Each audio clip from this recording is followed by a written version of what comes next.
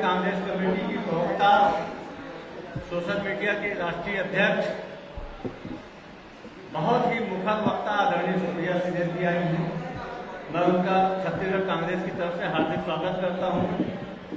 इस पत्रकार वार्ता में उपस्थित एआईसीसी के मीडिया कोऑर्डिनेटर और हमारी मीडिया के इंचार्ज आदरणीय राधिका खेला जी, हमारी एक अन्य इंचार्ज आदरणीय पूजा माठी जी, प्रदेश कांग्रेस के वरिष्ठ प्रवक्ता भाई धर्मेंद्र ठाकुर जी, वरिष्ठ प्रवक्ता आदरणीय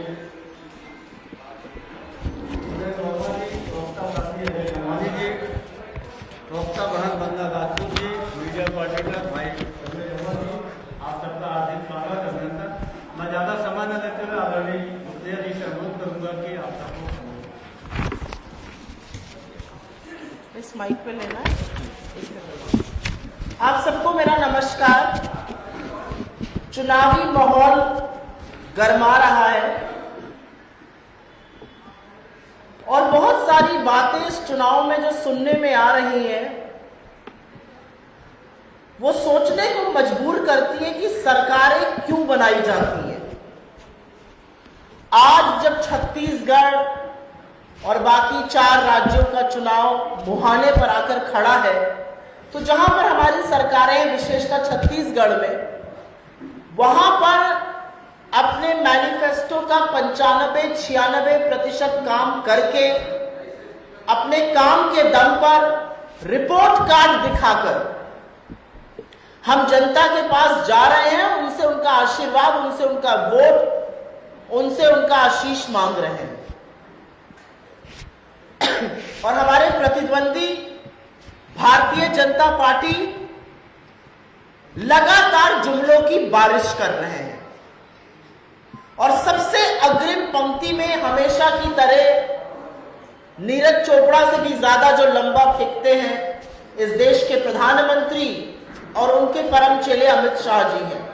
और जुमलों की बारिश नई नहीं है, चुनाव आते हैं बड़े बड़े जुमले सुनाई देते हैं और वही जुमले फिर से सुनाई दे रहे हैं। लेकिन असलियत यह है कि ये चुनावी रण अंततोगत्वा रेवड़ी और रबड़ी के बीच में आकर खड़ा हो गया।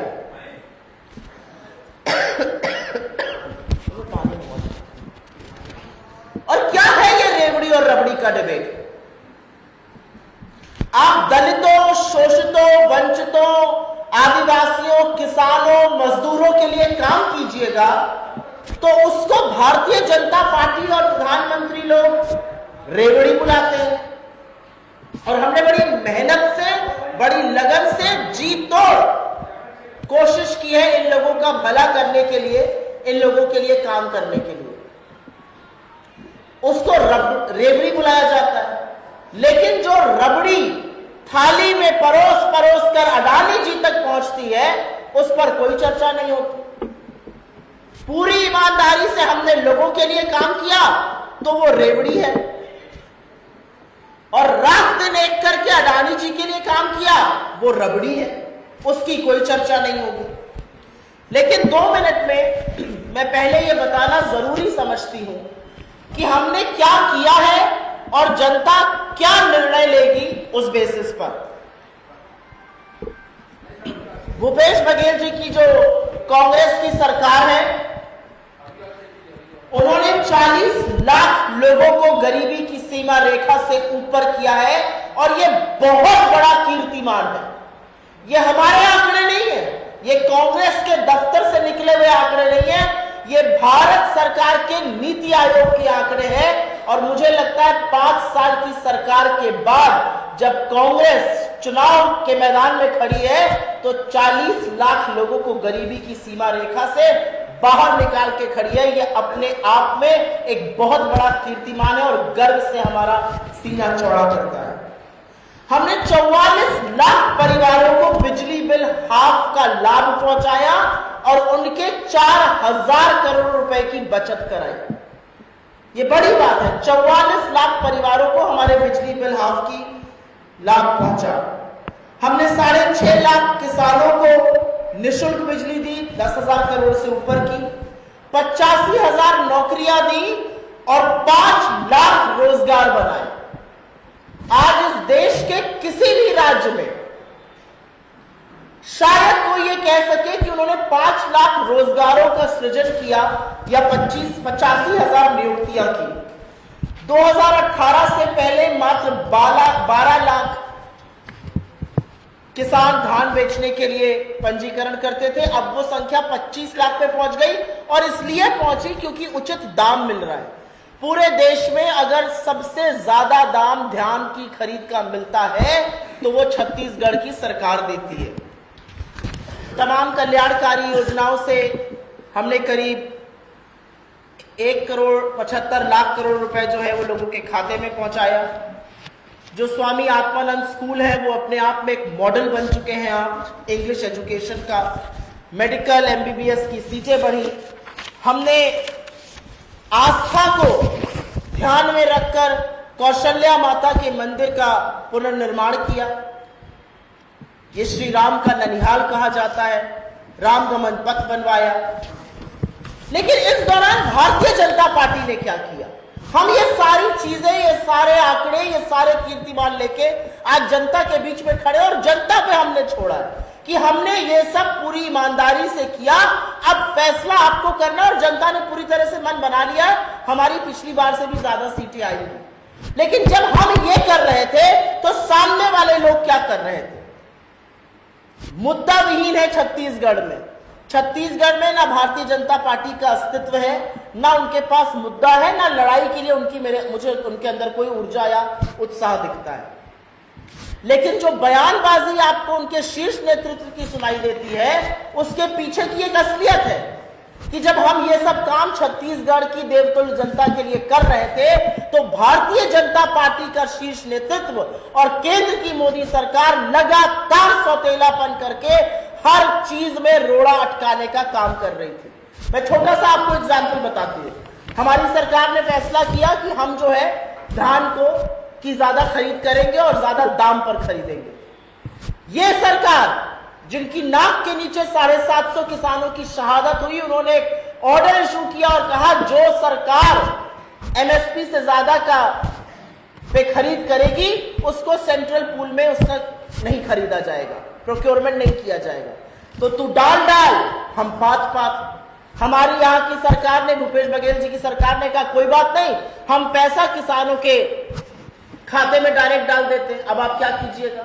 लेकिन असलियत यह है कि छत्तीसगढ़ की जनता ने यह देखा कि एक तरफ वो पार्टी, वो सरकार, वो मुख्यमंत्री, उनका महकमा है जो जनता का भला करना चाहते हैं और दूसरी तरफ वो लोग हैं जो लगातार रोड़ा बनना चाहते हैं और भला होने नहीं देना चाहते हैं किसी कीमत पर। इसके अतिरिक्त करार हमसे किया कि हम 86 मेट्रिक टन आपसे चावल खरीदेंगे, उसको घटाकर 61 मेट्रिक टन कर दिया गया। हम इस पर भी चुप रहते। लेकिन इसी सरकार का दोहरापन और दोगलापन देखिए और दोहरा मापदंड देखिए कि उन्होंने कर्नाटका की सरकार को बोला कि नहीं आप अन्नभाग्य योजना नहीं लगा सकते, हम तो आपको 35 मेट्रिक टन चावल नहीं देंगे, हमारे पास है ही नहीं, तो हमसे क्यों कम खरीद रहे, हम इससे ज्यादा खरीद लीजिए। छत्तीसगढ़ को भी छलेंगे और कर्नाटक को भी छलेंगे क्योंकि दोनों जगह भारतीय जनता पार्टी की सरकार नहीं है और लंबे समय तक आएगी भी नहीं।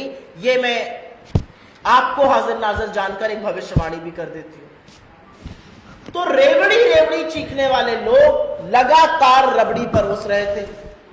यही बस्तर में NMDC का नगरनार स्टील प्लांट है, वो अडानी जी को सौंपने के लिए पूरी तरह से आतुर है मोदी जी, और यहां पर आकर बड़े बड़े भाषणों में कहते नहीं जी हम तो नहीं बेचेंगे उसको। तो फिर उसको दीपम की वित्त मंत्रालय की वेबसाइट पर बेचने के लिए रजिस्टर क्यों किया हुआ है, उसकी बोलियां क्यों लगवाई जा रही हैं? राज्य सरकार ने कहा कि चलिए आप बेचना चाहते हैं, हम खरीद लेंगे, हम चलाएंगे जिससे लोगों की नौकरियां ना जाए, सरकार का प्रबंधन रहे। आपने कंडीशन लगा दी कि राज्य सरकार बिडिंग का हिस्सा ही नहीं बन सकती है। ये कौन सा दोगलापन है, ये कौन सा सौतेलापन है? ऐसा आप क्यों लगातार कर रहे हैं? आपको क्या लगता है छत्तीसगढ़ की जनता ये समझती नहीं है? छत्तीसगढ़ की जनता भी समझती है और आपके जैसे प्रबुद्ध पत्रकार भी ये समझते हैं। तो मुझे ऐसा लगता है कि अगर आप गरीबों के लिए, किसानों के लिए, मजदूरों के लिए, महिलाओं के लिए होने वाले काम को रेवड़ी कहते हैं तो ये रेवड़ियां हम और बांटेंगे, क्योंकि सरकारें चुनी इसलिए जाती हैं कि गरीबों का भला हो, किसानों का भला हो, लोकहित का काम करने के लिए। अगर लोकहित का काम को आप रेवड़ी मानते हैं तो यह रेवड़ी इस देश में और बंटनी चाहिए। और इसीलिए जो हमारी सरकार ने अनाउंसमेंट किया, मैं उसका स्वागत करती हूं कि हमारी पुनः सरकार बनेगी और हम पुनः से किसानों का कर्जा माफ करेंगे। हम प्रति एकड़ 20 क्विंटल धान की खरीद करेंगे। 17.5 लाख आवास विहीनों के लिए मकान बनाएंगे। 5 साल में 15 लाख लोगों को रोजगार के लिए जो रोजगार मिशन योजना है उसको और प्रबल तरीके से बनाएंगे। स्वामी आत्मानंद विद्यालय जो अंग्रेजी माध्यम स्कूल है वो और खुलेंगे। बिजली बिल हाफ योजना जिससे 44 लाख परिवारों का भला हुआ उसको और व्यापक तौर पे करेंगे। और मुझे ऐसा लगता है कि सरकारें इसीलिए चुनी जाती हैं कि वो लोकहित में काम करें, वो 1-2 धन्ना सेठों की परिक्रमा ना करती रहे, वो लोकहित में काम करे। और लोकहित में काम करना अगर रेवड़ी है तो ये रेवड़ी और बटेगी। आप अपनी रबड़ी का हिसाब दीजिए। आज इस देश की 83% आबादी की जो आय है वो आपकी नाक के नीचे कम हुई है, लेकिन आपके परम मित्र तो भैया नंबर 2 पर पहुंच गए विश्व के सबसे अमीर लोगों की सूची में। आपके परम मित्र के खिलाफ इतने बड़े बड़े आरोप आते, उसकी कोई जांच नहीं होगी।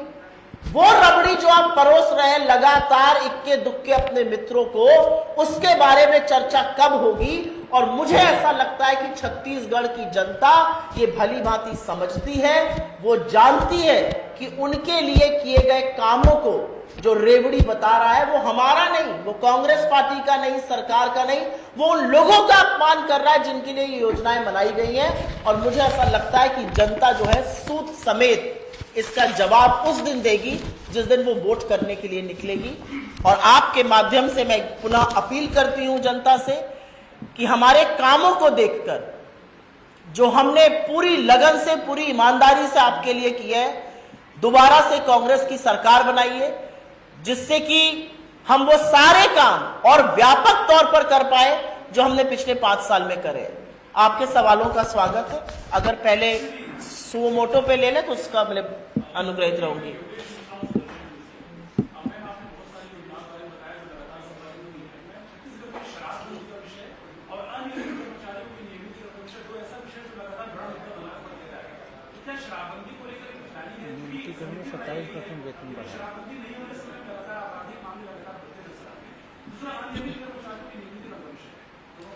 मैं पहले तो शराब पर ही बात कर देती हूं।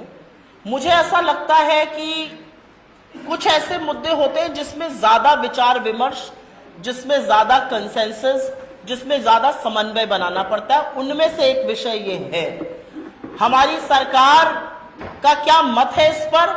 जो शराब से आने वाली न्यूसेंस है उससे सारा प्रदेश झेल रहा है, तो हमारा मत है कि वो न्यूसेंस बंद होनी चाहिए। आगे उसका क्या प्रारूप होगा ये मुझे लगता है कि जो चुनी हुई सरकार है उसी को निर्णय लेना पड़ेगा। जो आपने नियमितीकरण की बात करी, 27% मेरे ख्याल से नियमितीकरण हुआ है, वेतन बढ़ाया उनका, और भी होना चाहिए, क्योंकि ये जो संविदा पर जिस तरह से लोगों से काम कराया जाता है एडहॉक तरीके से, उनकी कोई सोशल सिक्योरिटी नहीं होती है, उनके लिए कोई ऐसा परिवेश नहीं है सामाजिक तौर पर जिससे कि आज नौकरी है कल को ना रहे तो उनके घर का खर्चा कैसे चलेगा। लेकिन 27% वेतन बढ़ाना एक पहल है। मुझे लगता है कमान जब दोबारा से मिलेगी तो हम उसको और आगे बढ़ाएंगे। दोनों चीजों में समन्वय, दोनों चीजों में बातचीत और ज्यादा विचार विमर्श करने की आवश्यकता है। अनुज जी,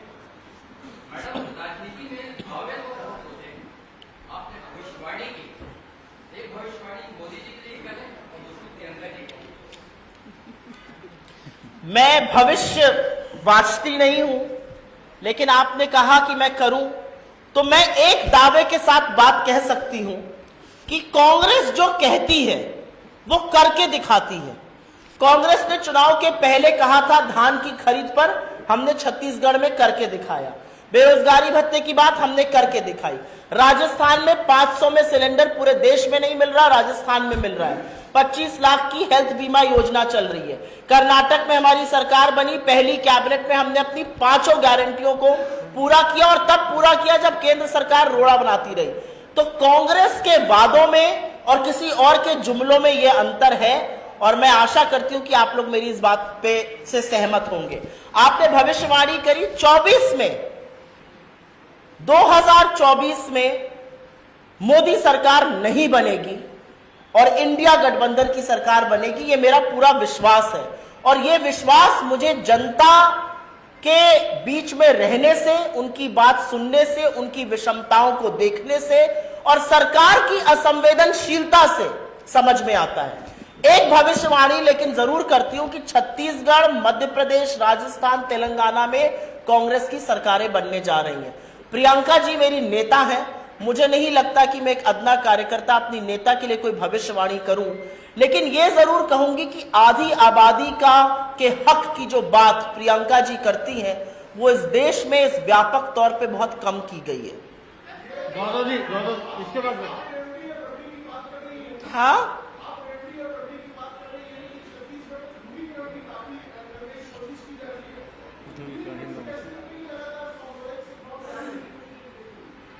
ऐसा है, ध्रुवीकरण क्या है? ध्रुवीकरण वो अंतिम पैंतरा है जब भारतीय जनता पार्टी के पास कोई मुद्दा नहीं है, सरकार को घेरने के लिए एक भी ऐसी चीज नहीं है जिसमें वो सरकार के साथ को घेर सके, सरकार पर आरोप लगा सके। तो अपने घटक दल ईडी और सीबीआई से जब बात नहीं बन रही है तो वो ध्रुवीकरण करते हैं। लेकिन इस देश की जनता, ये देश की जनता बहुत समझदार है। ये देश की जनता समझती है कि मुद्दा बेरोजगारी, महंगाई, आर्थिक असमानता, किसानों का भला, मुद्दा ये है, मुद्दा ध्रुवीकरण नहीं है। और वो ध्रुवीकरण की बात किससे कर रहे हैं? हम तो अपने आप को कहते हैं, मैं तो उत्तर प्रदेश से आती हूं जहां पर श्री राम का अयोध्या है और यहां पर श्री राम का ननिहाल है, और हमें तो आज तक रामगमन पथ के बारे में पता नहीं था, वो हमारी सरकार ने किया। कौशल्या माता के मंदिर का जीर्णोद्धार हमारी सरकार ने किया। और कौन से ध्रुवीकरण की बात करते हैं? किस धर्म की बात करते हैं? जिस हिंदू धर्म को हम मानते हैं उस हिंदू धर्म में नारी को, और अभी नवरात्र खत्म हुए, 9 दिन देवी के स्वरूप की पूजा होती है और हर महिला में देवी का स्वरूप है। आप अपने बगल में यौन उत्पीड़न के आरोपियों को बिठाकर किस धर्म की बात करते हैं? उस धर्म की जिसमें कहा गया यत्र नार्यस्तु पूज्यन्ते रमन्ते तत्र देवता। कल विजयदशमी मनाई, सबने बुराई पर अच्छाई की जय मनाई, असत्य पर सत्य की जय मनाई, अधर्म पर धर्म की जय मनाई। क्या कहता है श्री राम का? क्या संदेश है? दैहिक दैविक भौतिक तापा, राम राज नहीं कहूं व्यापा। हमारी छत्तीसगढ़ की सरकार तो उस आदर्श को मानकर चल रही है। जब हम किसानों का भला कर रहे हैं, जब हम मजदूरों की बात कर रहे हैं, जब हम आवास विहीन लोगों की बात कर रहे हैं, तो हम तो रामायण को चरितार्थ कर रहे हैं। ये क्या कर रहे हैं? इन्होंने क्या किया? ये अडानी जी की परिक्रमा करते रहे, हम गरीब की परिक्रमा करते हैं, और वो श्री राम का संदेश है। She has been waiting. I will take a question. एक उनका ले लेते, फिर आपका ले लेते।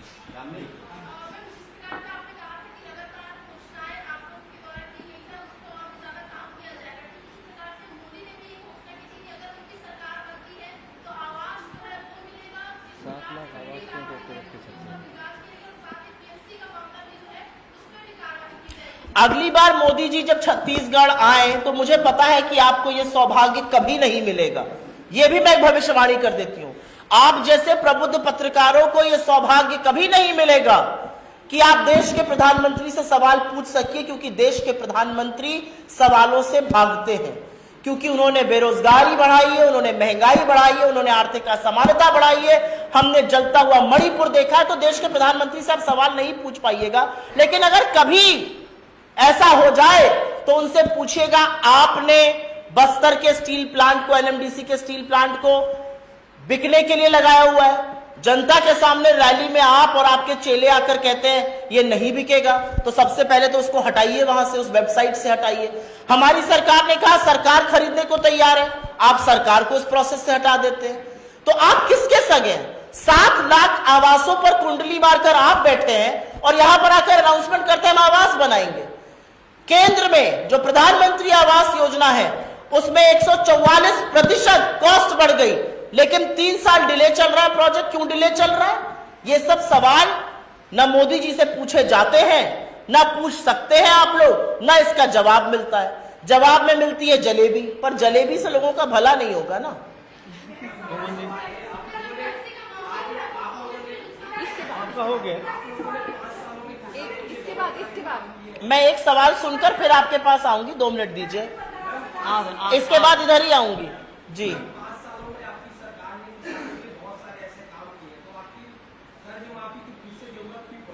क्योंकि मुझे ऐसा लगता है कि देश में कोरोना काल के बाद, मुझे ऐसा लगता है आर्थिक असमानताओं को देखते हुए, मुझे ऐसा लगता है कृषि क्षेत्र में जो परिस्थितियां हैं उसको देखते हुए, अगर किसान के ऋण को माफ करना पड़ेगा तो वो हम करेंगे। और इसलिए करेंगे क्योंकि किसान की ऋण माफी को रेवड़ी बोला जाता है, फाइनेंशियल कल्चर खराब हो रहा है। और जो 12 लाख करोड़ बट्टे खाते में धन्ना सेठों के डाल दिए उससे किसी का कोई वास्ता नहीं है। जो 10 लाख करोड़ की माफी कर दी उससे कोई वास्ता नहीं है। 10 साल से सरकार चला रहे हैं, सरकार को चूना लगाकर बड़े बड़े लोग देश छोड़कर भाग गए, कर चोरी करके आपका और हमारा पैसा लेकर। उस पर कोई विवाद नहीं होगा, उस पर कोई चर्चा नहीं होगी। तो जरूरत इसलिए है क्योंकि परिस्थितियां ऐसी हैं कि वो होना चाहिए। कॉर्पोरेट टैक्स कट होगा, इनकम टैक्स आप में से किसी का कट हुआ है क्या 9 सालों में? नहीं हुआ है। तो कुछ चीजें देश काल परिस्थिति देख के की जाती हैं और हमें ऐसा लगता है कि किसानों का कर्जा माफी से भला होगा और वो भला हम करेंगे। जी अब आप बताइए, आप मुझसे 4 सवाल पूछिए।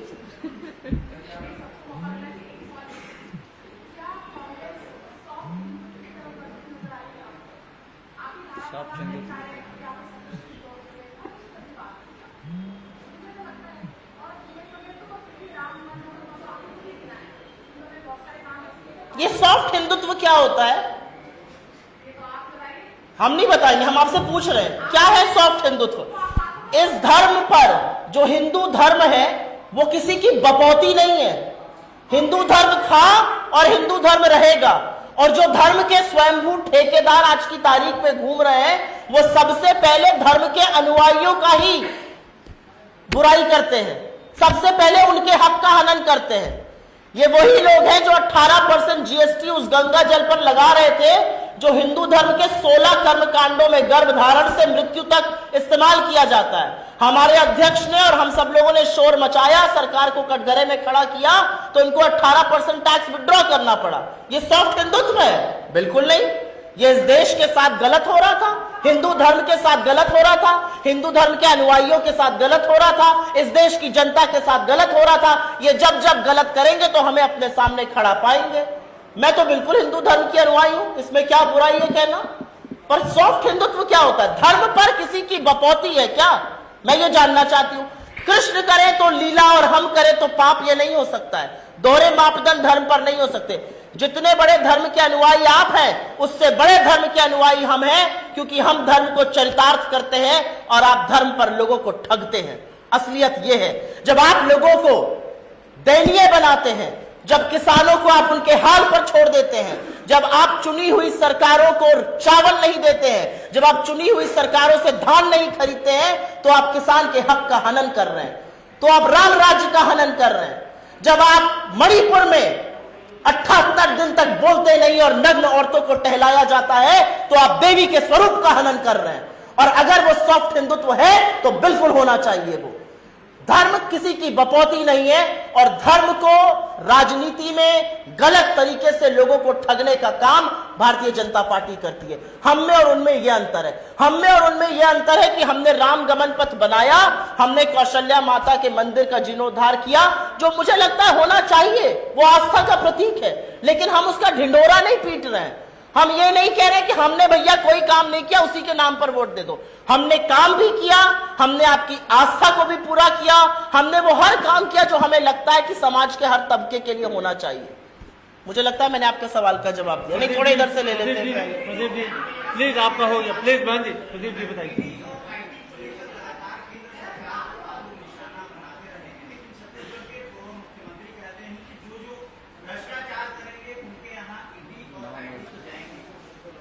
ईडी और आईटी और सीबीआई क्या है आज की तारीख में?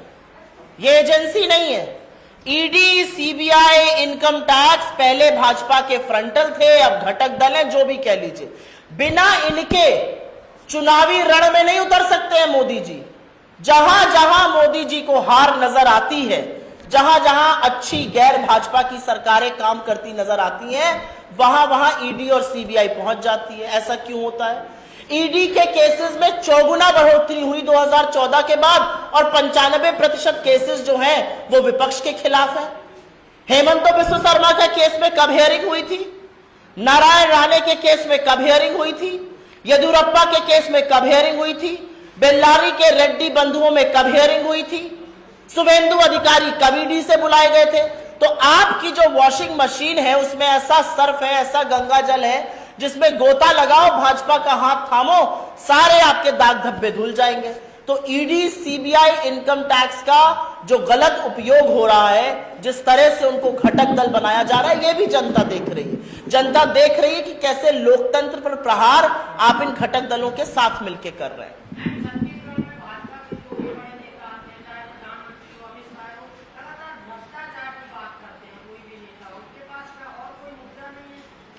भ्रष्टाचार पर जब वो मुंह खोले तो आप इधर से बोलिए अडानी, तो वो चुप हो जाएंगे। अडानी पर 5 विश्व के देशों में, 5 देशों में जांच चल रही है। सिवाय उस देश के जहां पर अडानी है, सिवाय उस देश के जहां पर हमारी सेबी है, सिवाय उस देश के जहां पर डीआरआई है, हमारी संस्थाएं कहती है जी हम तो कागज ही नहीं ढूंढ पा रहे हैं। वहां पत्रकार कागज ढूंढ ढूंढ कर उनके ऊपर आरोप लगा रहे हैं। तो जब वो भ्रष्टाचार कहें तो यहां से अडानी कहिए तो चुप हो जाएंगे। क्या है भ्रष्टाचार? आपके पास जब कोई मुद्दा नहीं रह गया तो आप अनर्गल मुद्दे बना रहे हैं। अरे आप हमारी सरकार के काम पर सवाल पूछिए ना। आपने कहा भाजपा के बड़े नेता जब आते हैं, प्रधानमंत्री जी, भाजपा के यहां के नेता कहां हैं? ये भी पता करिए। जी सर, पूछिए। हाँ,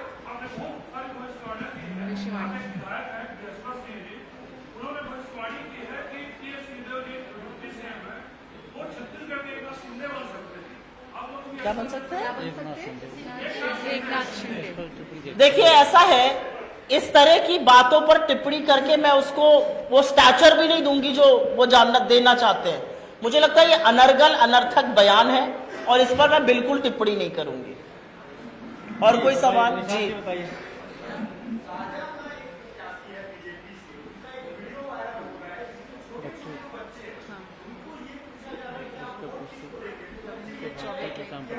उसकी बेटी की हत्या हुई है, उसने उसको प्रत्याशी बनाया। किसको नाम प्रत्याशी? उसका प्रत्याशी जो बेटा है,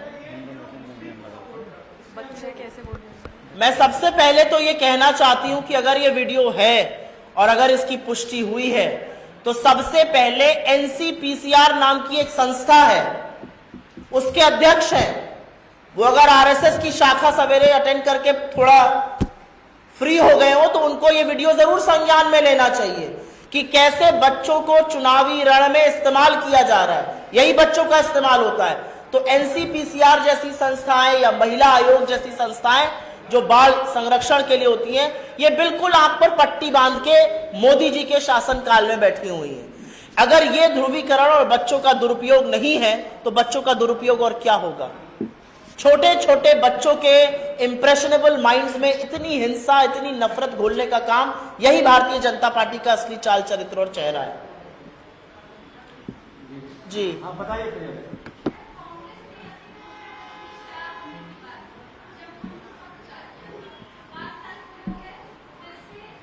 जवाब तो दीजिए।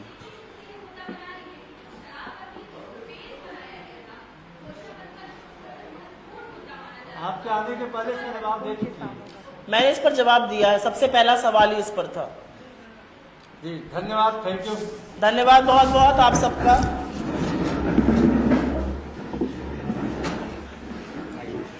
वो कुछ कह रहे हैं। हाँ आइए ना, आप आ जाइए। बहुत अच्छा हो गया। नहीं, तो सबसे लंबा जवाब आपको दिया। Question senior